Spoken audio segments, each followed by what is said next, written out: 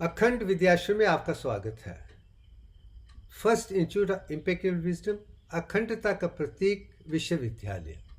Photosynthesis, सूरज की रोशनी से carbohydrates कैसे बनते हैं, उसके विषय में हम चर्चा करेंगे। मेरा धर्म इम्पेकेबल विजडम, अखंडता है, और मेरी ग्रेटेस्ट डिस्कवरी या अनमोल आविष्कार दिव्यांक है, जिसके 3 हिस्से हैं।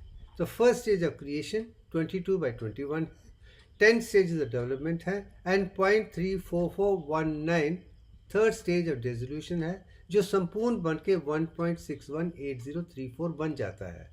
ये दिव्यांक रेशो है, जिसके आधार पे हम हर चीज़ को समझने की, जानने की, पहचानने की और दुनिया को उसके बारे में बताने का एक संतुलन सा साफ एक प्रयत्न है।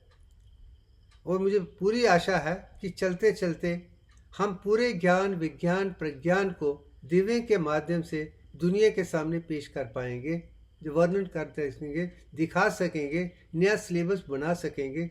यही मेरी इच्छा है, यही मेरा धर्म है, यही मैं करना चाहता हूँ।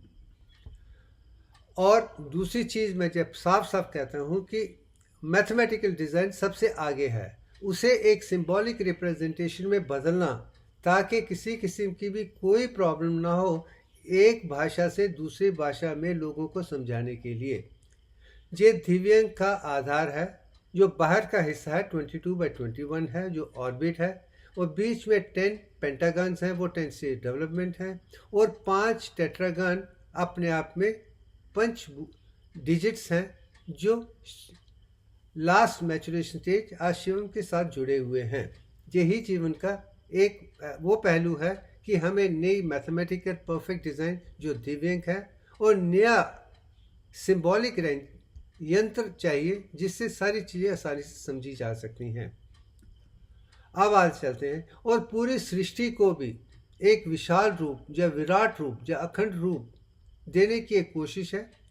जे 1995 में मैंने गायत्री के नाम से शुरू किया था, और 20 साल में पूरा ज्ञान समझते, जानते, पहचानते, Veda, Upanishad, scriptures, modern science, mathematics, physics, chemistry, medical sciences, दुनिया की सारी 64 आर्ट्स को जानने के बाद और पुरानी चीज़ों को जानने के बाद सारे ज्ञान, विज्ञान को, प्रज्ञान को एक सिंबल में जो बदलने का सौभाग्य मुझे मिला है, उसे मुझे 20 साल लगे थे।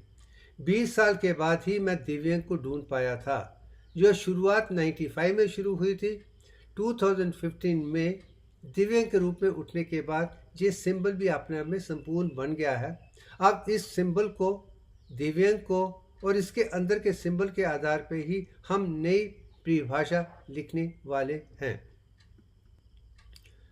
जैसे मैं कहता हूँ कि मैं एक मेडिकल डॉक्टर हूँ, एक मानव हूँ, और मेरी जीवन की सबसे यही इच्छा है कि मुझे परफेक्ट फिजिकल हेल्थ चाहिए। मुझे किसी किस्म की कोई बीमारी नहीं चाहिए, कि किसी की समस्या ना हो। मुझे बुखार भी नहीं आनी चाहिए, खांसी, सर्दी, जुकाम कुछ भी नहीं आना चाहिए। मैं हर तरीके से संपूर्ण हूँ, और वक्त के साथ किसी किस्म की कोई भी एजिंग प्रोसेस ना हो। मैं 70, 80, 90, 100 साल में भी एक जवान इंसान की तरह ही काम कर सकूं, यही मेरी चेष्टा है। ये पूरा ज्ञान उसी चीज़ को ध्यान में रखते लिया गया है कि जी मुझे संपूर्णता चाहिए, और जिसमें हर किस्म की कोई भी प्रॉब्लम, कोई भी बीमारी, कोई भी वेद, कोई भी क्लेश ना हो।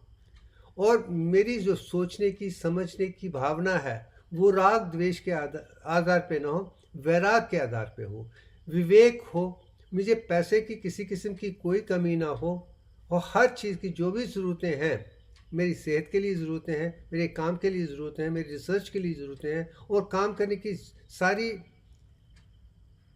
जितनी भी ज़रूरतें हैं, मॉनिटरी बेनिफिट्स हैं, पैसा है, धन है, दौलत है, सब मेरे पास सुरक्षित होना चाहिए। मैं यही चाहता हूँ कि हर इंसान के पास होना चाहिए।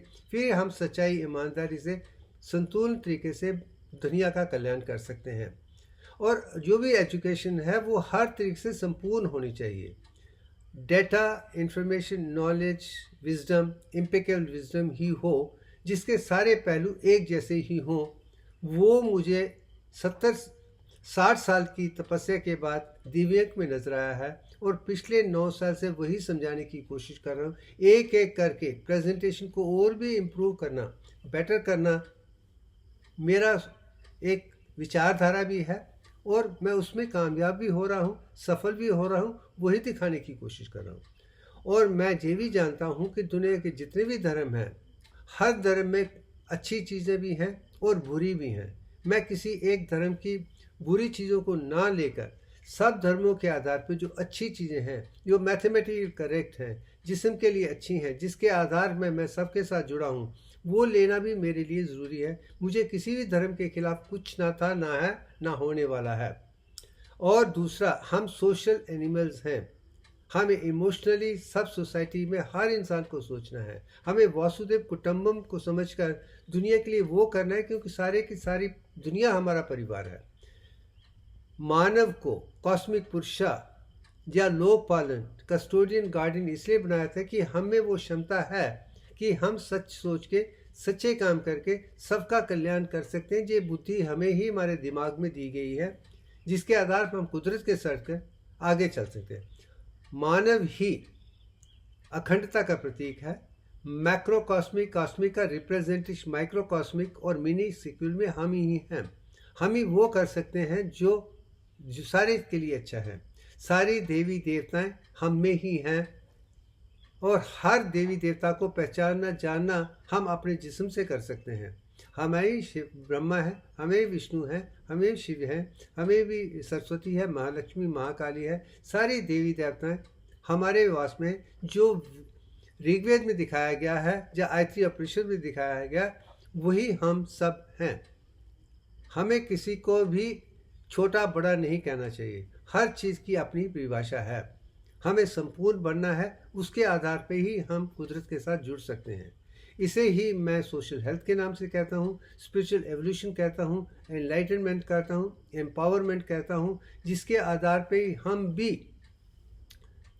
बरसों बरसों तक शांत, कंफर्टेबल लिविंग आयुर्वेद की तरह बना सकते हैं। ये मेरी इच्छा है। अब आगे चलते हैं। मगर मैंने देखा है, एज ए डॉक्टर भी देखा है, एक इंसान भी देखा है, हम तो डिजीज़ फ्री लाइफ को भी नहीं ले पाते हैं। छोटी छोटी बातों पे हम बीमार पड़ जाते हैं, बिस्तर पे लेट जाते हैं, फिर डॉक्टर की ज़रूरत पड़ती है, मगर वो हम कर नहीं पाते हैं। उसका कारण क्या है? 70 साल की उम्र के बाद मैं एक ही तरीके पे आया हूँ कि हमारे में वो ज्ञान नहीं है जो होना चाहिए। हमारी जो किताबें हैं, पढ़ाई लिखाई जो भी हैं, वो संपूर्ण नहीं है। कोई ना कोई गलती है जिसके आधार पे हम भटक जाते हैं और ना ही हमें सोचने समझने की क्षमता है, मगर हम कोशिश नहीं करते हैं। मगर मैं जानता हूँ एक इंसान संपूर्ण ज्ञान, विज्ञान, प्रज्ञान को समझ सकता है। वही मेरी कोशिश है, बचपन से ही परफेक्ट बन के हर तरीके से कुदरत के साथ जुड़ के जो ज्ञान पाया है मैं दुनिया को देना चाहता हूँ।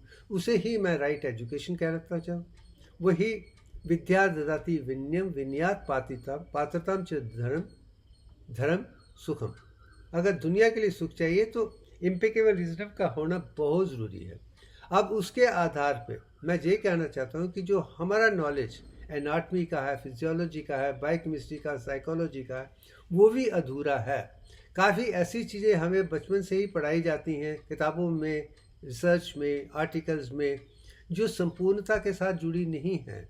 अब उन सब चीज़ों को निकाल के मैन मेड मैथमेटिक्स को ख़त्म करके डिवाइन मैथमेटिक्स, दिव्यांग के आधार पे, अखंडता के आधार पे मैं अपनी जो ज्ञान, विज्ञान, प्रज्ञान को समझाने की कोशिश कर रहा हूँ, ताकि दुनिया का सिलेबस हर बच्चे के लिए बराबर हो, किसी में कोई कमी पेशी ना हो। यही मेरा एक संतुलन है, मैं वो करने की कोशिश कर रहा हूँ। अब आ जाते हैं विषय पे। कल्प वृक्ष का वर्णन हमारे शास्त्रों में है।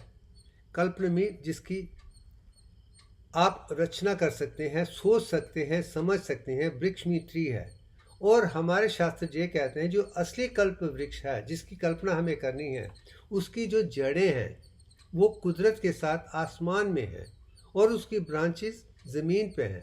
जो भी हमें पाया है कुदरत ने ऊपर से दिया है, वो नीचे आकर हम उसे पा रहे हैं। ये कल्प पृष्ठ की परिभाषा है जो समुद्र मंथन या सागर मंथन या प्राइमोर्डियल ओकेशन की चरनी के आधार पे है। अब आगे चलते हैं कि जो मैंने अब ऋग्वेद ये कहता है कि atom, elements, molecules, compounds, cell तक वहाँ का वर्णन है जिसमें सारी देवी देवताओं को हैं। मोर ऑर्गेनिक मैटर का नीचे आना और केमिस्ट्री का बढ़ना और उसके आगे चलने का जो भाषा है, जो बायोकेमिस्ट्री की तरफ, बायोलॉजी की तरफ है, केमिस्ट्री की तरफ है, उसे मैं कहता हूँ कि वो science of biochemistry has evolved. वो एटम, एलिमेंट, मॉलिक्यूल्स और ऑर्गेनिक कंपाउंड से बनके बायोकेमिस्ट्री बन गई है। जो बायोकेमिस्ट्री को समझ सकता है वो आगे बढ़ सकता है। जो बॉटनी है, जब बायोकेमिस्ट्री की एक परिभाषा है, वो प्लांट किंगडम में ही शुरू हुई थी। पहले जो मिनरल किंगडम है उसमें हमें सब अणुविद्या का वर्णन है।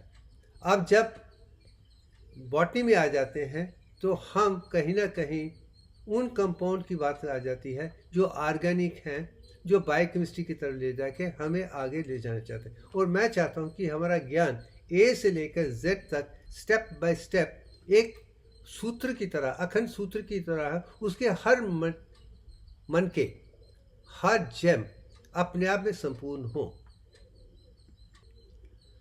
अब आ जाते हैं कि मैं वो दिखाना चाहता हूँ कि सूर्य भगवान हमारे कर्ता धर्ता हैं, मेरे गुरु हैं, यही शास्त्र कहते हैं। जो सूर्य को गुरु मानता है और सूर्य से सीखता है वो आसानी से आगे चल सकता है। कि सूर्य भगवान में वो सारी क्वालिटीज़ हैं, सारी रचनाएं हैं, सारा वर्णन है, सारी चीज़ें हैं, उनका चलना फिरना, काम करना, हर चीज़ एक सुरक्षित तरीके से, संपूर्ण तरीके से है। अगर हम यही समझते हैं तो सूर्य भगवान को समझते हैं। उसके बाद उसमें से ही 10 आर्गन्स जो निकले हैं, 10 वाइटल हेवनली आइटम्स हैं, उनमें जो 4 अंदर के हैं सूरज के बाद, चाहे वो मरकरी हो, चाहे वीनस हो, अर्थ हो तो मार्स है। ये 4 चीज़ें इनर प्लैनेट्स हैं। और मुझे कहना पड़ता है कि इन सब में शुरू में बायोलॉजिकल लाइफ शुरू होने से पहले 97% कार्बन डाइऑक्साइड ही था। तो मैं ये दिखाना चाहता हूँ कि कार्बन डाइऑक्साइड में भी 22 प्रोटॉन्स हैं। जो दिव्य का जो शुरू है वो वहीं पे है। और पृथ्वी पर प्लांट किंगडम आने के बाद कार्बन डाइऑक्साइड का और पानी का इस्तेमाल होने से पानी को ऑक्सीजन में बदल दिया गया है और कार्बन डाइऑक्साइड को कार्बोहाइड्रेट में बदल दिया था। ये 2 चीज़ें जो बाद में प्लांट की उतनी है, इसके आधार पे कार्बन डाइऑक्साइड 21% ऑक्सीजन में बदल गई है और 98% नाइट्रोजन में बदल गई है और बाकी मात्रा छोटी छोटी है। अब कार्बन डाइऑक्साइड की मात्रा बहुत कम है क्योंकि हमें जितने भी प्लांट्स हैं, जो भी हैं, उसे लेने की कोशिश कर रहे हैं। तो हमारा संतुलन अब हो गया क्योंकि हम कहीं ना कहीं एरोबिक ऑक्सीजन ब्रीथिंग एनिमल्स हैं। हमारे लिए ऑक्सीजन ज़रूरी है। अब जहाँ कार्बन डाइऑक्साइड मैं कहता हूँ कि 22 प्रोटॉन्स हैं, तो हम जहाँ पे 21 ऑक्सीजन परसेंटेज है, वो भी 22/21 है। आप इसमें भी दिव्यांग देख रहे हैं। अब आगे चलते हैं। डिवाइन पीरियडिक टेबल जो नीचे आप देख रहे हैं, उसके 3 एलिमेंट्स हैं, बहुत इंपॉर्टेंट है। सबसे पहला इंपॉर्टेंट है हाइड्रोजन, जिसे मैं आदित्य के साथ जोड़ता हूँ। दूसरा है कार्बन और तीसरा है ऑक्सीजन। ये जो 3 हैं वही मिलकर कार्बोहाइड्रेट बनाते हैं। कार्बन, हाइड्रोजन, वाटर और कार्बन का कॉम्बिनेशन है। मगर ये तीनों अपने आप में संपूर्ण हैं। उसके बाद जो हमारा सोल है वो हीलियम 4 है, ये भी जीवन का सत्य है। मगर जो 3 फर्स्ट इनऑर्गेनिक मॉलिक्यूल जो कुदरत ने बनाए हैं, मैं समझता हूँ बहुत इंपॉर्टेंट है। पहले हमें वो समझना चाहिए। अगर कॉम्बिनेशन हम हाइड्रोजन और कार्बन का लेते हैं तो मीथेन हो जाता है। जी CH4 है। ये पहली चीज़ है जिसे बनाई गई थी, जिससे सागर मंथन में कामधेनु के तरीके से दिखाया गया था। जेवी एक जीवन का वो सत्य है। और दूसरा जो है, और मीथेन में 10 प्रोटॉन्स हैं, वो भी 10 स्टेज डेवलपमेंट ही दिखाते हैं। जो दूसरा मॉलिक्यूल है वो कुदरत के लिए बहुत इंपॉर्टेंट है, वो पानी है, जल है, आप है, नीर है। और उसके जो प्रोटॉन्स हैं वो 10 ही हैं, 2 हाइड्रोजन, 8 ऑक्सीजन के। वो दूसरा एलिमेंट है, वो यूनिवर्सल सॉल्वेंट है, वही अमृत है। तो सागर मंथन में जो अमृत है मैं उसे पानी ही समझता हूँ। जो मीथेन है वो कामधेनु है, ये अगर समझ आ गई। और जो कार्बन डाइऑक्साइड है उसके 22 हैं, वो कार्बन और ऑक्सीजन के आधार में है। हाइड्रोजन कार्बन मीथेन है, हाइड्रोजन ऑक्सीजन वाटर है, कार्बन और ऑक्सीजन कार्बन डाइऑक्साइड है। ये 3 चीज़ें और एक साथ समझेंगे तो समझिए कि आप सृष्टि को आसानी से समझ सकते हैं। ये भी कुदरत का अंदर का हिस्सा है। अब आगे चलते हैं कि मैंने पहले ही कहा है कि हाइड्रोजन जो मोस्ट एलिमेंट है वो आदित्य है, वो सन है, वो सबसे ज़्यादा है, उसकी परसेंटेज भी 75% है। वो हर मॉलिक्यूल आसानी से बना सकता है। और यही हाइड्रोजन मिलकर ही हीलियम बनता है, और हीलियम से हाइड्रोजन जो बनती है, मैं प्रोटॉन प्रोटॉन रिएक्शन इन सन में दिखा चुका हूँ। यही जीवन का अंदरूनी हिस्सा है। एक हमारे देवता हैं, दूसरी उनकी बेटी है, वही हमारी अंतरात्मा है। इसके आधार पर हम सूर्य भगवान को अपने पिता मान सकते हैं, अदिति को माता मत समझ सकते हैं। ये दोनों मिलकर ही हमें पूरा ज्ञान दे सकते हैं।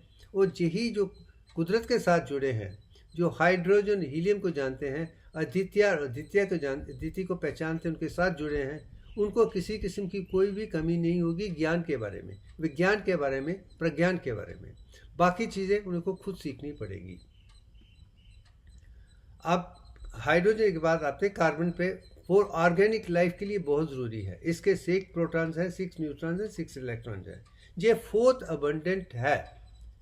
कार्बन भी 18.5% ही बॉडी मास में जुड़ा हुआ है, क्योंकि जितने भी ऑर्गेनिक कंपाउंड्स हैं, चाहे वो कार्बोहाइड्रेट है, चाहे वो लिपिड्स हैं, प्रोटीन्स हैं, या न्यूक्लिक एसिड्स हैं, जितने भी एलिमेंट्स हैं वो कार्बन के साथ ही जुड़े हैं। तो ये 3 चीज़ें जान लीजिए तो हम आगे आसानी से बढ़ सकते हैं। अब मैंने जैसे कहा था कि कार्बन और हाइड्रोजन जो कॉम्बिनेशन है वो मीथेन है। वो आप इसमें वृक्ष देख सकते हैं, उसमें आधार पे आप देख सकते हैं कि कार्बन के 4 और हाइड्रोजन के 4 और कार्बन के 4 एलिमेंट मिलकर 10 हो जाते हैं। यही चीज़ जाननी जरूरी है। अब आगे चलते हैं। ऑक्सीजन 8 है और वो highly reactive non reactive metal है, और परसेंटेज 21% है, और हर चीज़ें में ज़रूरी है। ये पानी का भी हिस्सा है, और साथ में जिस्म में भी जो भी हमारे ATP एनर्जी मॉलिक्यूल्स हैं उसका 40% हिस्सा ऑक्सीजन ही है। और ऑक्सीजन जहाँ पे मैं दिखाना चाहूँगा कि कार्बोहाइड्रेट में CH2O का कॉम्बिनेशन है, वो लिपिड में भी नज़र आता है, मगर लिपिड में ऑक्सीजन को निकाला गया है ताकि ऑक्सीजन को बाद में डालकर मोर ATP एनर्जी पैदा की जा सकती है। मैं इस किस्म का ज्ञान दुनिया को देना चाहता हूँ जिसमें संपूर्णता है। आप इन चीज़ों को ध्यान में रखते हैं कि हम ये है कि हम ऑक्सीजन पे रहते हैं, ऑक्सीजन बिना नहीं रह सकते हैं। बीटा ऑक्सीडेशन हमारा हिस्सा है जिसके आधार पे मोर ATP बनती है, खास करके लिपिड के आधार पे। फैटी एसिड से 2.25% टाइम ज़्यादा ATP बनती है कार्बोहाइड्रेट और प्रोटीन के आधार पे। ये भी मैं दिखाने की कोशिश करूँगा। अब चले जाते हैं पानी की तरफ। हाइड्रोजन और ऑक्सीजन में कॉम्बिनेशन जो वाटर का है वो अपने आप में सॉल्वेंट बेहतरीन है। इसके आधार पे सारी चीज़ें बनती हैं, और मैं तो यही कहूँगा कि पानी के बिना हम जी भी नहीं सकते हैं। अगर सीड है, जब तक उसे पानी नहीं दिया जाएगा और एटमॉस्फेयर में नहीं रखा जाएगा तो उसकी वो पैदाइशी भी नहीं होगी, आगे भी नहीं बढ़ेगा। सिमिलरली जिस्म में 61.803% पानी है, भूमि में भी इतना पानी है, बॉडी में भी है, सेल में भी है। तो समझ लीजिए आप संपूर्ण हो सकते हैं। ये भी एक इम्पॉर्टेंट हिस्सा है और इसके आधार पे हमारी बॉडी की टेम्परेचर भी नॉर्मल रहेगी, पंचभूतों को भी समझ सकते हैं और सारे केमिकल रिएक्शन इससे ही बनते हैं। इसे ही के आधार पे एसिड बेस बैलेंस होता है। जो भी क्षमता सारे सेल्स की है वो पानी के माध्यम से, प्लाज्मा के माध्यम से वहाँ तक पहुँचते हैं। तो it can be perfect, best carrier भी है, सॉल्वेंट भी है, हर तरीके से मुकम्मल है। मैं समझता हूँ कि जो समझ लेंगे तो हम पानी को मान्यता देकर, इसलिए मैं कहता हूँ कि यही अमृत है। सागर मंथन में अमृत का वर्णन या अमरनाथ में वर्णन या कैलाश का गंगा का, जहाँ गंगा का नीचे आना और भागीरथ के लोगों को ठीक करना, सब अमृत की निशानी है, वही संपूर्ण पानी है। ये समझ लेंगे तो हम आगे आसानी से बढ़ सकते हैं। अब आते हैं कार्बन डाइऑक्साइड। जैसे आप ऊपर देख सकते हैं, मीथेन और ऑक्सीजन का कॉम्बिनेशन से कार्बन डाइऑक्साइड और वाटर बनती है। तो अब जब मैंने दिखा दिया है हाइड्रोजन, कार्बन, ऑक्सीजन 3 एलिमेंट्स हैं, मीथेन, वाटर और कार्बन डाइऑक्साइड उसका हिस्सा है। वो 3+3 और हीलियम को लेकर 7 चीज़ों के आधार पे इस फार्मूले को आप देख रहे हैं। तो इसी में ही दिव्यांग है। मैं यही समझाने की कोशिश कर रहा हूँ कि अगर दिव्यांग को समझेंगे, हर चीज़ को आसानी से समझने, जानने, पहचानने और रिप्रोड्यूस करने के लिए आपको सौभाग्य हो जाएगा। और मैं इतना ही जानता हूँ कि जो कार्बन डाइऑक्साइड भूमि के आगे पीछे थी, वो आकर अभी इस्तेमाल हो चुकी है। प्लांट ही नहीं इस्तेमाल किया है, ये जीवन का सत्य है। उसके आधार पे अब 21% ऑक्सीजन हो गई है और 78% नाइट्रोजन हो गई है, जो आगे की प्लांट किंगडम की ज़रूरतें हैं उसे पूरा करने की कोशिश करते हैं। अब ये कावदेनु की जा रहे हैं, पिक्चर मैंने दिखाया, उसके जो मैन्यूर है उसमें से 61% मीथेन ही है और उसके आधार पे मीथेन को बर्न करके कुकिंग या हीटिंग में इस्तेमाल किया जा रहा है। वो जाके फिर कार्बन डाइऑक्साइड को रिलीज़ कर देता है, हीट दे देता है। जो अग्नि है वो हमारे काम आ जाएगी। यही मैं दिखाने की कोशिश कर रहा हूँ साइंस के माध्यम से। मेरी सोच सिर्फ साइंस है, मगर मैन मेड मैथमेटिक्स भी है, डिवाइन मैथमेटिक वाली साइंस है, डिवाइन फिजिक्स है, डिवाइन केमिस्ट्री है। जो डिवाइन है, जो कुदरत ने बनाया, हम उस चीज़ को उभार कर दुनिया के सामने पेश करने की कोशिश कर रहे हैं। अब आ जाते हैं प्लांट किंगडम में। प्लांट किंगडम में जो सीड है वो 0 है और ये भी मैं दिखाना चाहता हूँ कि सारे नंबरों की जो पहचान है वो 0 से शुरू हुई थी, वही 0 है।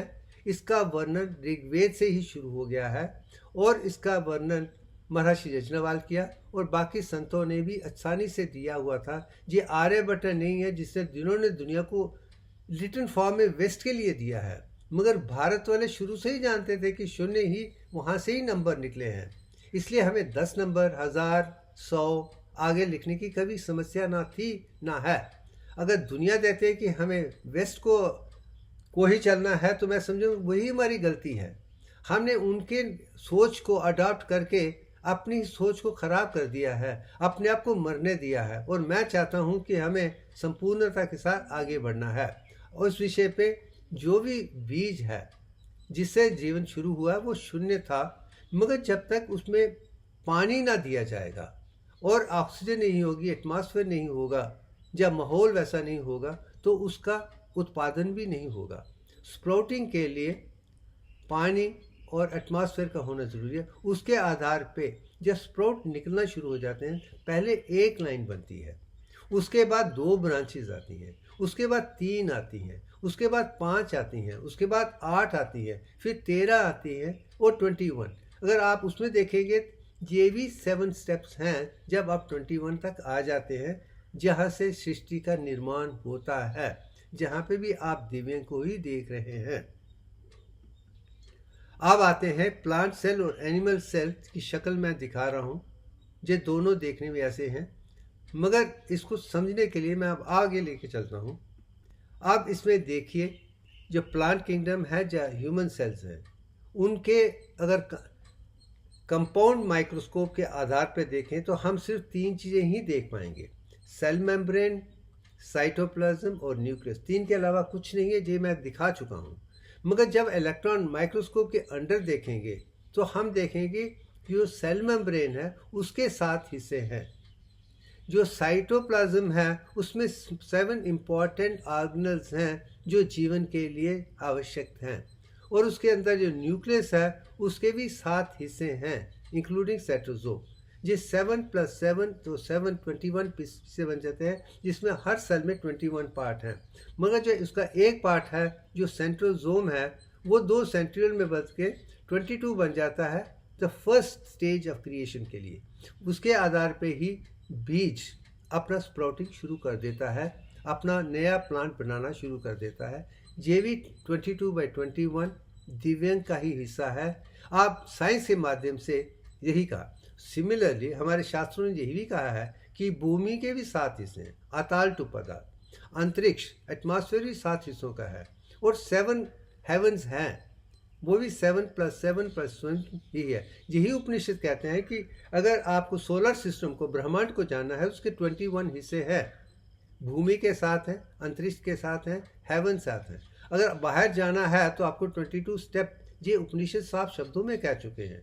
तो सुप्तम में भी वही 22/21 है, सेल में भी वही है, हर जगह वही है।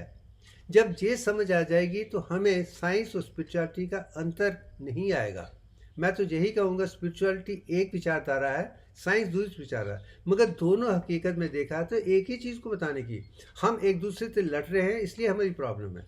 मैं दोनों को उसी चीज़ का 2 साइड हिस्सा देखता हूँ, दोनों को मिलाकर जो ज्ञान मैं दुनिया को दे रहा हूँ, डेटा हो, इंफॉर्मेशन हो, नॉलेज हो, विजडम हो, जो एम्पिरिकल विजडम है, वो संपूर्ण है, वही अखंड है। उसके आधार पे किसी किस्म की कोई कमी नहीं, किसी की लड़ाई झगड़ा नहीं होना चाहिए। साइंस और स्पिरिचुअलिटी साथ में चलेंगे तो हम कुदरत को देख सकते हैं। और मैं कहता हूँ कि मेरी अंतरात्मा ही मेरी गुरु है, इज़ माई टीचर। उन्होंने मुझे ज्ञान दिया है और साइंस को भी देखा है और अंतरात्मा को भी देखा है, इसलिए मैं शायद सब चीज़ों को समझकर दुनिया के सामने आसानी से पेश कर पा रहा हूँ। अब आगे चलते हैं कि जो प्लांट का डिटेल स्ट्रक्चर है वो इसमें देख सकते हैं। जो स्ट्रक्चर, इसको मैं उस डिटेल में नहीं दिखाऊँ क्योंकि समय लगेगा, हमें पूरे सब्जेक्ट को देखना, बाद में इसे बार बार आप देख सकते हैं, आगे बढ़ सकते हैं। मगर जो चीज़ सबसे इम्पॉर्टेंट जो प्लांट किंगडम में है वो क्लोरोप्लास्ट है, क्लोरोफिल है, जो फोटोसिंथेसिस के लिए बहुत ज़रूरी है। वो ग्रीन पिगमेंट क्लोरोप्लास्ट ही है, और यही चीज़ उनमें, ग्रीन चीज़ में ऑक्सीजन बनाने की और न्यूट्रिएंट बनाने की क्षमता रखते हैं। बस इस चीज़ को समझ लीजिए कि ग्रीन प्लास्ट ही प्लांट किंगडम का या वृक्ष का या कल्प वृक्ष का साधारण एक आधार है। उसे समझ लेंगे तो कम आसान हो जाएगा। अब आगे चलते हैं। अब मैं एक उस चीज़ की चीज़ दिखाना चाहता हूँ जो भारत ने दुनिया को दिया है, और मैं कह रहा हूँ कि ऑक्सीजन जितनी कंप्लीट होगी हम सब के लिए ज़रूरी है। जो चीज़ सबसे पहले मेरे मन में आती है वो बैनियन ट्री है, फाइकस रिलीजियोसा है, या पीपल का ट्री है, जिसे पिक्चर आप नीचे देख रहे हैं। और दूसरी तरफ दिव्यांग, उसकी जो रेशा है वो भी दिव्यांग के आधार पे है, लेंथ एंड ब्रेथ दिव्यांग के आधार पे है। वही चीज़ आसान मानव की भी बैठी शक्ल में वही चीज़ है। अब दोनों का यही चीज़ जो बैनियन ट्री है, पीपल ट्री जो प्लांट हैं, वो 24 आवर्स ऑक्सीजन दे सकते हैं। इसलिए इसको बड़ा माननीय ट्री कहा जाता है कि जहाँ तक कि बुद्धा भगवान ने भी अपनी तपस्या बैनियन के ट्री रखे थे, उनको ऑक्सीजन की कोई कमी नहीं थी, किसी किस्म की कोई दुविधा नहीं थी। ये भी जीवन का सत्य है, और इसके आधार पे हम आस्थमा, कॉन्स्टिपेशन, सब चीज़ें भी उससे ठीक कर सकते हैं। टूथ डिके भी नहीं होगा, कुछ भी नहीं होगा। यही जीवन का सत्य हमारे शास्त्रों ने देखा था, हमारे लोगों ने बताया था कि बैनियन ट्री के अंदर बैठिए, उसमें ऑक्सीजन 24 आवर बनती रहती है। अब आगे चलते हैं कि अब ये पिक्चर्स में ये दिखाना चाहता हूँ कि इसमें 2 हिस्से हैं। जब सूरज की रोशनी हम प्रिज्म के माध्यम से 7 रंगों में भर डालते हैं, विव 11 में, violet, indigo, blue, green, yellow, orange और रेड है। और उसमें देखेंगे 2 एक्सट्रीम के जो हिस्से हैं, चाहे वो ब्लू अल्ट्रावायलेट हो या रेड हो, वहाँ पे ही ऑक्सीजन ज़्यादा बनती है बनिस्पत की 1 पार्ट पे। और इसे हमारे पुराने शास्त्री अच्छे जानते थे, ब्राह्मण जानते थे। इसलिए जब गायत्री मंत्र का उच्चारण हुआ था तो उन्होंने 3 हिस्सों में बदल दिया था। ब्राह्मणी जो अल्ट्रावायलेट लाइट के साथ है, सुबह 6 बजे सूरज की तरफ जाके पढ़िए, वहाँ पे ऑक्सीजन ज़्यादा बनती है, आपका ध्यान अच्छा रहेगा। और इवनिंग को, शाम को वेस्ट की तरफ दीजिए, जब इंफ्रारेड है तभी ऑक्सीजन ज़्यादा रहेगी और बीच में नहीं रहेगी, सूरज रोशनी है। जब ये चीज़ें उभर के आ जाती हैं तो आप समझ सकते हैं कि जो प्लांट किंगडम है वो भी सुबह की रोशनी में और शाम की रोशनी में ज़्यादा ऑक्सीजन बनाते हैं, मगर बैनियन ट्री 24 घंटे बनाता रहता है। ये भी जीवन का सबसे बड़ा अच्छा, वो भी मैंने साइंस भी यहाँ पे दिखाया हुआ है, आप आसानी से बाद में डिटेल में पढ़ सकते हैं। अब जैसे मैंने कहा कि 3 फॉर्म, जो ब्राह्मणी है वो सुबह अल्ट्रावायलेट रेट में ऑक्सीजन ज़्यादा बनाती है, वैष्णवी नहीं बनाती है। जो वेस्ट में रेड कलर है वहाँ पे भी ज़्यादा बनती है। ये भी जीवन का सत्य है। अब ऐसे 10 प्लांट के बारे में मैं जिक्र कर रहा हूँ जो रात में ज़्यादा ऑक्सीजन बनाते हैं। आप इन प्लांट को आप घर के अंदर रख सकते हैं, जिसके आधार पे आपको घर के अंदर भी ऑक्सीजन की कमी नहीं होगी। चाहे वो स्नेक प्लांट हो या स्पाइडर प्लांट हो, गोल्डन पोथस हो, मनी प्लांट हो, फिलोडेंड्रॉन हो या एलोवेरा। एलोवेरा तो बहुत आसान है अपने घर में रखने के लिए, वो सेहत के लिए भी अच्छा है, हर तरीके से अच्छा है। मेरे घर में भी है, तुलसी को भी रख सकते हैं, स्पेन कार्ड से। ये सब चीज़ें अपने आप में अनमोल हैं। आप इन चीज़ों को ध्यान में रखते हैं, अपने घर के अंदर भी आप 24/7 के आधार पे ऑक्सीजन बना सकते हैं, एरेटेड बना सकते हैं। ये भी एक दुनिया को मैं दिखाना चाहता हूँ कि अगर आपको आगे बढ़ना है, क्योंकि हम ऑक्सीजन ओरिएंटेड बन चुके हैं, हमारे लिए ऑक्सीजन ज़रूरी है। जब तक कि ऑक्सीजन कंसंट्रेशन बाहर 160 मिलीमीटर है और बीच में 100 जो आ जाती है वो भी दिव्यांग के आधार पे है, और कार्बन डाइऑक्साइड की जो एक्सपल्शन है वो भी 61.8% है, और जो बाकी रह जाती है वो 38.1 है। जब भी वो भी समझ आ जाएगी तो हम आसानी से कुदरत के साथ जुड़कर दिव्यांग के आधार पे अपने जिस्म को भी समझ सकेंगे, ऑक्सीजन के कार्बन डाइऑक्साइड रेशो को भी समझ सकेंगे, पानी को भी समझ सकेंगे। तो उसके आधार पे हमारा एनाटॉमी, फिजियोलॉजी, बायोकेमिस्ट्री और साइकोलॉजी का ज्ञान संपूर्ण बन जाएगा। मैं वही दिखाने की कोशिश, जब हमारा ज्ञान संपूर्ण होगा तो ही हम संपूर्ण बन सकते हैं। अधूरे ज्ञान से, गलत ज्ञान से, तू मैं से कुछ नहीं होता है। इसी चीज़ को ठीक करने का सौभाग्य जो मुझे मिला है, मैं वही समझाने की कोशिश कर रहा हूँ। अब आगे चलते हैं। आप इस पिक्चर में आप देखिए फोटोसिंथेसिस। फोटो मीन फोटॉन के साथ है, एनर्जी है, सूरज भगवान की रोशनी से।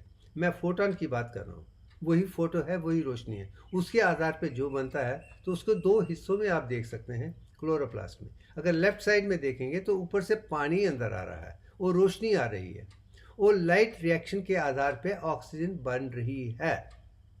यही मैं दिखाने की कोशिश कर रहा हूँ कि वो अल्ट्रावायलेट रे हो या इंफ्रारेड हो, इसके आधार पे ये ऑक्सीजन बनती है, मगर वो पानी से बनती है।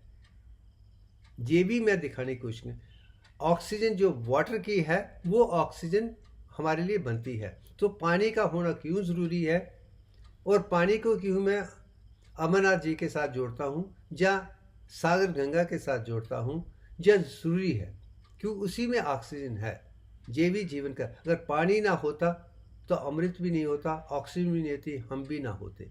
और सूरज भगवान की कारण सबसे पहले, मगर इसकी जो दूसरी खूबी है, इस प्रोसेस में जो वाटर ऑक्सीजन में बदलता है तो एटीपी ज़्यादा बनती है, क्योंकि ऑक्सीजन को निकाल दिया गया है कुदरत ने ताकि एटीपी ज़्यादा बने, और साथ में NADPH2 भी ज़्यादा बन रहा है। ये 2 एलिमेंट्स हैं जो आगे रिएक्शन के लिए बड़ा कामयाब होता है। अब ये 2 चीज़ें जब कैल्विन साइकिल में आता है तो कार्बन डाइऑक्साइड को लेकर उसे शुगर में बदल दिया जाता है। जो कैल्विन साइकिल है वो उसमें कार्बन डाइऑक्साइड शुगर में बदलती है। जो वाटर है वो ऑक्सीजन में बदलता है, जो उनसे एटीपी और एनएडीपी है उस दोनों के मॉलिक्यूल के आधार पे ही कार्बन डाइऑक्साइड प्लस वाटर को शुगर में बदलने का सौभाग्य हमें केल्विन साइकिल में मिलता है। आप उसे समझने की हम कोशिश करते हैं। आप देखिए इसमें एक मॉलिक्यूल 3 स्टेज में है। 3 मॉलिक्यूल कार्बन डाइऑक्साइड को लिया गया है, जो फर्स्ट स्टेज में उनका फिक्सेशन हो जाता है तो 6, मगर पहले जो 3 है बड़ा इंपॉर्टेंट है और वो कन्वर्ट हो जाता है सेकेंड स्टेज में रिडक्शन के आधार पे, जिससे शुगर बनती है। तो इसमें 6 ADP में बदल जाता है। उसके लिए फिक्सेशन को रिडक्शन लेवल के लिए 3 कार्बन को 6 तक जाने के लिए वो कामयाब होता है। मगर इस सिंबॉलिक रिप्रेजेंटेशन इतना ज्ञान नहीं है शायद समझने में, मगर मैं 3 स्टेप की बात कर रहा हूँ कि फर्स्ट कार्बन फिक्सेशन होती है, दूसरी रिडक्शन होती है जिसमें शुगर बनती है, उसके बाद रीजनरेशन हो जाती है जिसके आधार पे जिस साइकिल चलता रहता है, यही केल्विन साइकिल है। मगर इसके डिटेल में दिखाने का मैं अब आगे आपको ले जाता हूँ उसको डिटेल में समझने के लिए। आप इस पिक्चर में देखिए तो आप आसानी से देख सकते हैं कि ये 7 स्टेप्स हैं फोटोसिंथेसिस के। 6 molecules of carbon dioxide, 6 molecules of water से 6 कार्बन इंटरमीडिएट बनते हैं, जिसमें 6 ट्रायोज बनते हैं फर्स्ट स्टेज में, फिर ग्लिसरेट और कॉम्बिनेशन बन के ये साइकिल चलता है। मगर इसको डिटेल में समझने के लिए हम आगे चलते हैं। मगर इसको ज़्यादा समझने के लिए मुझे एनिमल सेल के अंदर जो होता है वो दिखाना पड़ेगा, क्योंकि जो इन्फॉर्मेशन हमें प्लांट किंगडम से दी गई है वो हॉच पॉच है, वो उसमें उतनी डिटेल नहीं है जो मैं देखना चाहता हूँ, जो समझाना चाहता हूँ। मगर वो चीज़ हम आसानी से एनिमल सेल के अंदर क्या हो रहा है, कैसे glucose pyruvic acid lactic acid में बदल रहा है, उसकी 10 स्टेजेस हैं, वो ग्लाइकोलाइसिस हैं, और कैसे ही lactic acid pyruvic acid glucose में दोबारा बदल रहा है लिवर के अंदर, ग्लूकोनियोजेनेसिस, दोनों का जो संतुलन है जब हम समझ सकते हैं तो हम ग्लूकोज की मैन्युफैक्चरिंग या इसकी केमिस्ट्री को आसानी से समझ पाएंगे।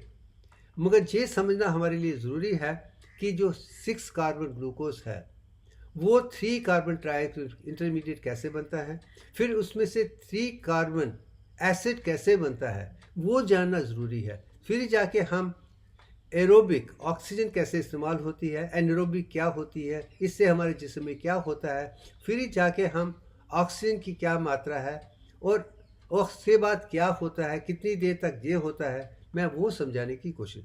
फॉर एग्जांपल, जब हम एरोबिक एक्सरसाइज करते हैं 61.803% तक ऑक्सीजन इस्तेमाल होती है, उसके बाद ज़्यादा ऑक्सीजन इस्तेमाल नहीं हो सकती है तो वो एनरोबिक में चला जाता है। जब तक ऑक्सीजन इस्तेमाल हो रही है तो ग्लूकोज कहीं ना कहीं पायरुविक एसिड में बदल जाता है, वो भी 3 कार्बन एसिड हैं। मगर जब एनरोबिक है जिसमें ऑक्सीजन नहीं है, बॉडी बिल्डिंग का है, तो वो लैक्टिक एसिड में बदल जाता है, वो भी 3 कार्बन एसिड ही है। ये जीवन का सत्य है। मैं दिखाना चाहता हूँ कि कैसे साइंस अपने आप में संपूर्णता दिखाने की कोशिश कर रहा है। अब इसको आप शुरू से मैं एक चीज़ इसमें दिखाना चाहता हूँ कि जैसे ग्लूकोज ऑन टॉप आप देख रहे हैं, वो ग्लूकोज पहले ग्लूकोज 6 फॉस्फेट में बदल जाता है, उसके बाद वो फ्रक्टोज 6 फॉस्फेट में बदल रहा है। अब मैं अपने जीवन के आधार पे यही कहता हूँ, हम कार्निवोरस एनिमल्स नहीं हैं, ना हम हर्बीवोरस एनिमल्स हैं, ना जानवरों की तरह भी नहीं है कि जो स्टार्च या सेलुलोज पे डिपेंड करते हैं, ना ही हम एनिमल प्रोटीन पे रह सकते हैं। हमारा जो है वो कहीं ना कहीं फ्रूट्स, वेजिटेबल, ग्रेन के साथ जुड़ा होना चाहिए।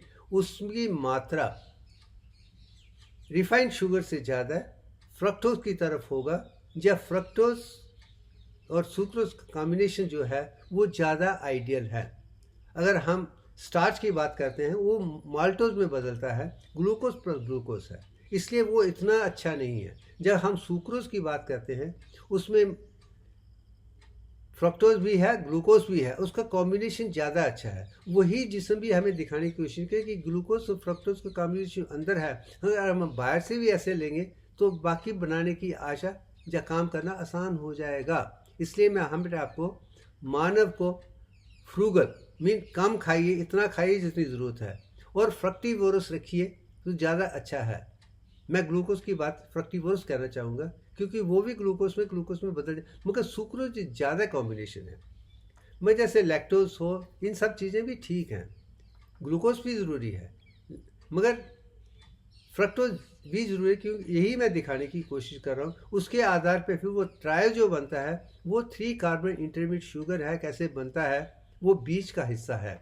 फिर वो कैसे एसिड में बनता है वो भी दिखाया गया है। जब ये साइकिल आप 10 स्टेजेस का समझ लेंगे तो आप आसानी से ही ग्लाइकोलाइसिस को समझ पाएंगे, ग्लूकोनियोजेनेसिस को समझ पाएंगे, जो प्लांट के अंदर क्या हो रहा है उससे ज़्यादा अच्छा जो हमारा जिस्म, हमारा मानव कर रहा है, वो ज्ञान मैं दुनिया को दिखाना चाहता हूँ। इसे समझिए तो आप समझ जाएंगे। 6 कार्बन से शुरू होता है, 3 कार्बन शुगरों तक आ जाता है, फिर 3 कार्बन शुगर जाके 3 कार्बन एसिड में बदल जाता है, वो दोबारा 3 कार्बन एसिड से इंटरमीडिएट शुगर 3 शुगर से ग्लूकोज में बनता रहता है। जिस साइकिल चलते चलते ही इक्विलिब्रियम आ जाता है, वही जीवन का सत्य है।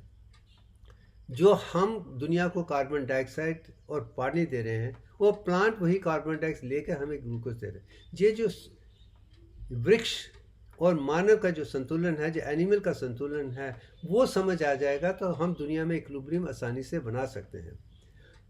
प्लांट कार्बन डाइऑक्साइड को लेकर कार्बोहाइड्रेट और वाटर को लेकर ऑक्सीजन बना देते हैं। हम वही ग्लूकोज और पानी लेकर, ऑक्सीजन लेकर दुनिया को कार्बन डाइऑक्साइड दे रहे हैं। ये संतुलन के लिए जितने इंसान बढ़ेंगे उससे ज़्यादा ही हमें प्लांट बनाने चाहिए।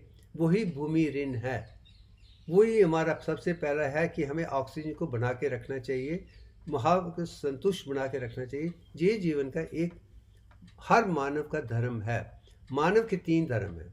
भूमि धर्म, ये जो इक्विलिब्रियम एटमॉस्फेयर की मैं बात कर रहा हूँ उसको मेंटेन करना है। दूसरा, आपको जब मानव है हमें अगली जनरेशन पैदा करनी चाहिए, इसलिए शादी करना ज़रूरी है। और तीसरा है ज्ञान, विज्ञान, प्रज्ञान, जो हम देव धर्म कहते हैं।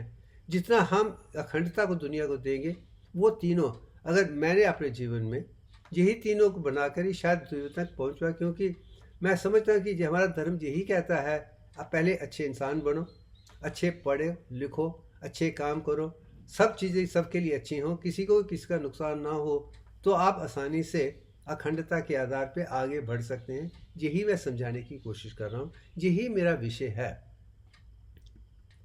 अब आगे चल जाते हैं। तो अब हम आते हैं ग्लूकोज होम्योस्टेसिस का जो है, और मेरा मानना है कि मेरे अपने जीवन के आधार पे परफेक्ट जो बैलेंस ब्लड शुगर का है 111 मिलीग्राम एवरेज रहना चाहिए, और उसकी जो दिशा है 100 to 125 तक बीच में रहती है। 111 परफेक्ट है, वही दिव्यांग का हिस्सा है।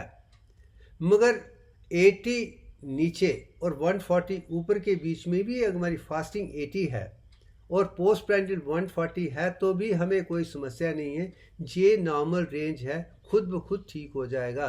80 और 140 के बीच में भी जो शुगर की प्रवृत्ति है वो कोई समस्या नहीं है। जब 80 से नीचे 68 तक आ जाता है और 140 180 तक आ जाता है, वहाँ पे एक संतुलन बदलने की एक परिभाषा शुरू हो जाती है। 180 मिलीग्राम तक शुगर यूरिन में नहीं आती है, वो भी एक थ्रेशोल्ड वैल्यू है। ये भी दिव्यांग के आधार पे 111 को अगर आप दिव्यांग के तरीके देखेंगे तो 180 ही बनता है। अगर 111 को सेक दे के नीचे की तरफ देखेंगे तो 68 ही बनता है। यहाँ भी वो परफेक्ट मैथमेटिक्स है। मगर ये एलोस्टेसिस को ऑल्टर्ड स्टेट है, परफेक्ट नहीं है, मगर ये भी आसानी से ठीक हो सकती है कि अगर हम खाना कम कर दें, शुगर कम कर दें, एक्सरसाइज शुरू कर दें, एक्सरसाइज कर मेंटल एक्सरसाइज, फिजिकल एक्सरसाइज करना शुरू करें, वो खुद ब खुद नॉर्मल पे आ जाएगा। इसमें भी कोई ट्रीटमेंट की आवश्यकता नहीं रहेगी। मगर अगर नीचे का अगर 42 तक आ जाता है, ऊपर 291 तक आ जाता है, तो आप डायबिटीज स्टेज में आसानी से आ जाते हैं। तब उसे आपको दवाई की ज़रूरत पड़ेगी, उन हर्ब्स की या इंग्लिश दवाइयों की ज़रूरत पड़ेगी जो आपको डायबिटीज़ में कंट्रोल कर सकता है। मगर मैं यही कहूँगा कि आप पहले के बीच में रहिए। 2 और 30 के बीच में जाने की कोशिश नहीं करिए। वो आप एक्सरसाइज, योगासना, प्राणायाम, मेडिटेशन, इंटेलेक्चुअल काम से आप आसानी से कर सकते हैं। अगर आप फ्रूगल हैं, कम खाते हैं, छोटी अमाउंट में खाते हैं, तो आसानी से होगा। और आपका कॉम्बिनेशन कार्बोहाइड्रेट का, प्रोटीन का और प्रोटीन का ठीक है, तो भी आसानी से हो जाएगा। आप फिजिकली भी एक्टिव हैं, इमोशनल भी एक्टिव हैं, मेंटली भी एक्टिव हैं, तो ये आसानी से आप ग्लूकोज का इस्तेमाल कर लेंगे, क्योंकि 100 बिलियन सेल्स ऑक्सीजन और ग्लूकोज को ही इस्तेमाल करते हैं अलॉन्ग विद फ्रक्टोज। बस ये समझ गए तो समझिए आपको ना डायबिटीज़ आएगी, ना कोई समस्या आएगी, ना कोई बीमारी होगी, किसी किस्म की कोई भी दुविधा आपके पास भी नहीं आ पाएगी। ये हर इंसान करता है जो फिजिकली एक्टिव है, लिमिट में खा रहा है और ठीक तरीके से खा रहा है, इसीलिए दिव्यांग कहीं ना कहीं बहुत इंपॉर्टेंट बन जाता है। अब आगे चलते हैं कि जो प्लांट किंगडम में ही फैटी एसिड बनते हैं, और ये मैं डिटेल में नहीं कहूँगा, मगर एक ही चीज़ समझाने की कोशिश करूँगा कि जब प्लांट लिपिड बनाते हैं वो कार्बोहाइड्रेट कार्बन, हाइड्रोजन और ऑक्सीजन के आधार पर ही बनता है, मगर इसमें अंतर यह है कार्बन और हाइड्रोजन की क्षमता CH2 मोरलेस सेम ही रहती है, मगर इस ऑक्सीजन जिसे निकाल दिया जाता है, जो ऑक्सीजन के कंटेंट कम हो जाते हैं, ताकि वो ऑक्सीजन बाद में देकर फैटी एसिड को ATP में बदलने में काम। और कितना ब्यूटीफुल नेचर का डिज़ाइन है कि प्लांट किंगडम में बनाते हुए कार्बोहाइड्रेट को लिपिड में बनाने में और उसमें ऑक्सीजन निकालकर फिर ऑक्सीजन दे के बीटा ऑक्सीडेशन से मोर एनर्जी बनाकर, ताकि मानव का जीवन अच्छा रहे। इतनी बढ़िया साइंस कभी आपने सोची थी कि कुदरत ने बनाई है। इसलिए मैं कहता हूँ कि हमें अखंडता और दिव्यांग के आधार पर अगर ज्ञान होगा, किसी को भी समझने में कोई प्रॉब्लम नहीं होगी। अब इसी चीज़ को मैं समझाने के लिए आपके पास आगे चलता हूँ। आप इस पिक्चर में देखिए तो मैंने ये लिखा है कि जो ग्लूकोज और प्रोटीन्स हैं उसके आधार पे जो ATP बनती है, 1 gram of carbohydrate, 1 gram of protein के आधार पे आप 4 किलो कैलोरीज बना सकते हैं। मगर आप फैटी एसिड का इस्तेमाल करेंगे तो 9 किलो कैलोरीज बनती हैं, जो 2.25 टाइम्स मोर हैं। उसका कारण क्या है कि इसमें जो आप राइट साइड में देख सकते, फैटी एसिड फार्मूला है, लॉरिक एसिड है, कार्बन 12 है, हाइड्रोजन 24 है, वही फार्मूला है, मगर ऑक्सीजन के 2 ही हैं। मेरिस्टिक एसिड के C14 H28 और 2 ही है। पाल्मिटिक एसिड में 16 32 और 2 है। स्टीरिक एसिड में 18 36, ऑक्सीजन 2 ही है।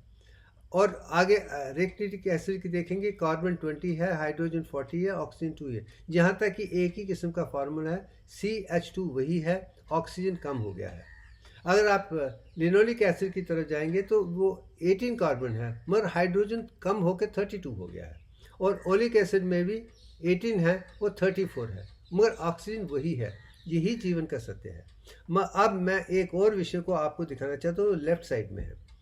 अब हमारे जितने भी स्केलेटल मसल्स हैं, स्मूथ मसल, वो ग्लूकोज का इस्तेमाल करते हैं, मगर जो हार्ट है वो ग्लूकोज का इस्तेमाल नहीं करता है, वो फैटी एसिड का ही इस्तेमाल करता है। इसलिए फैटी एसिड के आधार पे वहाँ पे ना तो पायरुविक एसिड की एक्यूमुलेशन है, ना लैक्टिक एसिड की, जो मसल, स्केलेटल मसल को कमज़ोर कर जाता है, दर्द देता है, क्योंकि वो एसिड है। जहाँ पे वो एसिड नहीं है, क्योंकि एनर्जी वैसे ही यूज़ हो जाती है, मोर ATP हो जाती है, जिसके आधार पे जो सेकंड मंथ से दिल काम करना शुरू करता है और अंत तक कंटिन्यूसली चलता है, वो कभी रुकता नहीं है, क्योंकि वहाँ पे लैक्टिक एसिड परिवेश की नहीं है। कार्डिक मसल ही उस तरीके से बनाए गए हैं, क्योंकि ये ATP और फैटी एसिड पे ही चलते हैं, शायद इसलिए उनमें कंटिन्यूटी है, इसी में दर्द है। जब तक हार्ट अटैक नहीं हो तो कुछ नहीं होता है, आपको पता भी नहीं चलेगा, क्योंकि ये इसके लिए ही कुदरत ने फैटी एसिड को बनाया था, हमारे लिए, हमारे दिल के लिए, क्योंकि हमें कुदरत के साथ जुड़ना है, हमारा दिल संतुष्ट होना चाहिए। ये भी ज्ञान मैं समझता हूँ कि दुनिया के लिए बहुत ज़रूरी है। मैं उन विषयों को दिखाने की कोशिश कर जो किसी किताब में नहीं पाई जाती हैं, मगर ढूंढने से ही आपको नहीं, क्योंकि आपकी सोच वैसी नहीं है। अब इसी के आधार पर आप जीस के सेंटर के पिक्चर में आप देखिए, फैटी एसिड को 2 ऑक्सीडेशन स्टेप्स हैं। जो पहला है उसमें FAD to FADH2 तक बनता है, और दूसरा है NAD to NADH तक बनता है। अब इसके आधार पे ही काम आसानी से होता है, इसलिए ऑक्सीजन का होना बहुत ज़रूरी है। इसलिए ऑक्सीजन को निकाल कर हमें कार्बन डाइऑक्साइड के माहौल को ऑक्सीजन में A21 में बदल दिया है, वही दिव्यांग का हिस्सा है। अगर हम बार बार इस चीज़ से देखेंगे, हमारे ज्ञान में संपूर्णता आ जाएगी। शायद मुझे खुशी है कि आज मैं एक घंटे से भी ज़्यादा का वीडियो बना पाए, क्योंकि जब तक पूरी पिक्चर नज़र नहीं आएगी हम कभी भी नहीं समझ जाएंगे। ये हर वीडियो अपने आप में लिविंग वॉकिंग टॉकिंग एनसाइक्लोपीडिया हो। मैं उन्हीं चीज़ों को दिखाना चाहता हूँ जो दिव्यांग और अखंडता के साथ जुड़े हैं। अब आगे चलते हैं। अब सिंथेसिस ऑफ नाइट्रोजन शुरू हो जाता है। अब तो कार्बन, हाइड्रोजन, ऑक्सीजन तक आ गई है। अब एक नया एलिमेंट आ जाता है नाइट्रोजन। कुदरत ने कैसे बना? मेरा मानना है कार्बन और हाइड्रोजन मिलकर ही नाइट्रोजन बनती है। और जो कुदरत ने बनाया है कि थंडर में, वॉल्केनिक एक्टिविटीज़ में जो रिएक्शन होता है कार्बन और हाइड्रोजन के बीच में, वो नाइट्रोजन बन के अमोनिया बन के नीचे आता है, जिसके आधार पे प्रोटीन अमाइनो एसिड बनना आसान हो जाता है। मगर ये गर्मी और उससे जो है और वॉल्केनिक एक्सप्लोशन के आगे पीछे भी आप नाइट्रोजन को ज़्यादा इस्तेमाल करते हैं। शायद ये कुदरत की वो देन है, ताकि आपको नाइट्रोजन की ज़रूरत है, कार्बोहाइड्रेट की ज़रूरत नहीं है। कार्बन और हाइड्रोजन या कार्बन डाइऑक्साइड को नाइट्रोजन में बदलना है, क्योंकि इसमें ही प्रोटीन बनती हैं। इसमें amino all the building blocks कहीं ना कहीं नाइट्रोजन के बिना कामयाब नहीं है। नाइट्रोजन, कार्बन, ऑक्सीजन और हाइड्रोजन कॉम्बिनेशन है जो अमाइनो एसिड प्रोटीन को बनाता है। अब आगे चलते हैं।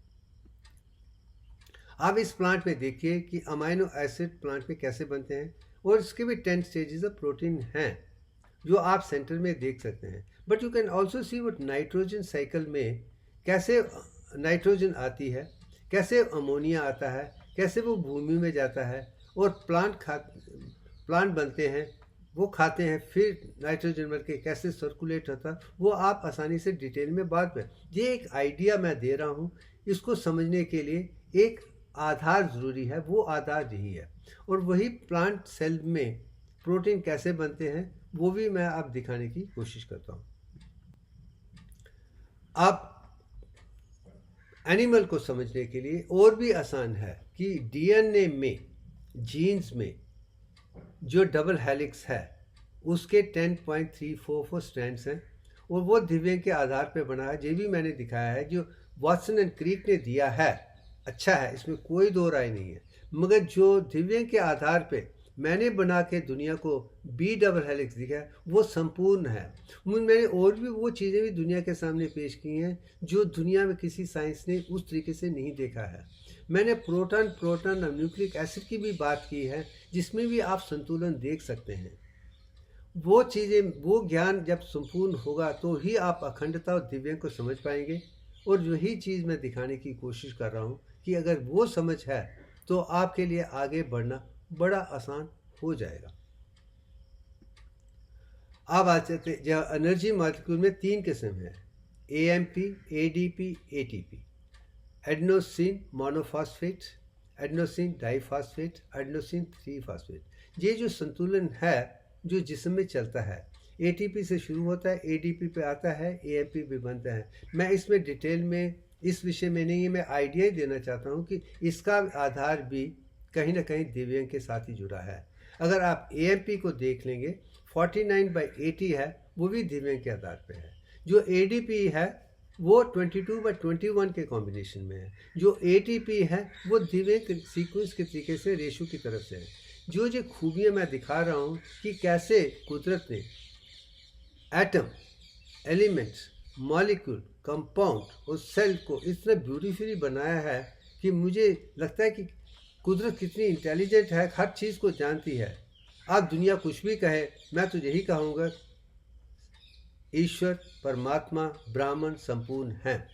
उन्होंने जो भी कुदरत ने बनाया है, हम उसको उस तरीके से समझने की कोशिश नहीं करते हैं। हम अपने आप को कुदरत से भी ज़्यादा इम्पोर्टेंट समझ के उसको ही नकारने की कोशिश करते हैं। उसमें क्या रखा है, ये क्या है। मैं समझता हूँ कि मैं इसलिए बड़ा हूँ क्योंकि मैं अंतरात्मा को भी जानता हूँ, गायत्री को भी जानता हूँ, आदि पराशक्ति को भी जानता हूँ, सारी देवी देवताओं को जानता हूँ, सबको मानता हूँ कि उनका ही ज्ञान है, उन्होंने ही बनाया है। उसको समझने के बाद ही मैं दुनिया को आसानी से समझा पा रहा हूँ। ये भी जीवन का लक्ष्य है। इसे ही मैं कहूँगा पूर्ण शरणागति के साथ ईश्वर के साथ जुड़ना बहुत ज़रूरी है। इसी को ही रिलीजन कहना चाहिए, जो हमें कुदरत के साथ जोड़ देता है। उसे ही अखंड योग कहता हूँ मैं। अब मैं ये दिखाना चाहता हूँ कि जो कामधेनु है उसमें जो दूध है वो भी एक खास है। A2 टाइप का मिल्क है।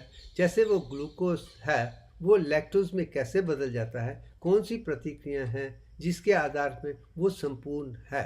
ये साइकिल भी आप आसानी से बाद में पढ़ लीजिए तो आपको बहुत अच्छा ज्ञान मिल जाएगा।